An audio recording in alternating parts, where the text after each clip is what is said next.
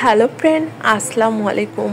আজকে তৈরি করব সিলেটের খুবই জনপ্রিয় একটি খাবার, নারকেল গাঠি।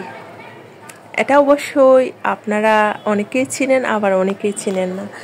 যারা চিনেন না তারা কিন্তু ভিডিওটি দেখবেন। অবশ্যই এটা খেতে খারাপ লাগলেও মোটামুটি স্বাস্থ্যের জন্য অনেকটাই উপকার। বিয়ের পর এসে আমার শাশুড়ি মার কাছ থেকে আমি জানতে পারি আমার শাশুড়ি মা নাকি আমার হাজবেন্ডকে অনেক কষ্ট করে লালন পালন করে বড় করেছেন। তাতে আমার কি, আমি কি তার কষ্ট বুঝতে পারবো? কারণ আমার মা তো আর আমাকে কষ্ট করে মানুষ করেনি। আমার মা আমাকে অনলাইন থেকে অর্ডার করে নিয়ে আসছিল। মেয়ের মায়ের আবার কিসের কষ্ট?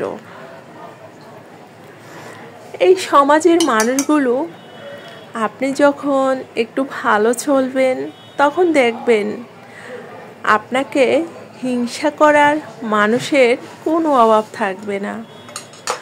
আবার যদি একটু খারাপ চলেন তখন দেখবেন আপনাকে মানুষের সামনে কিভাবে অপমান করা যায়, অবহেলা করা যায়, তাদের থেকে কেউ বেশি জানে না।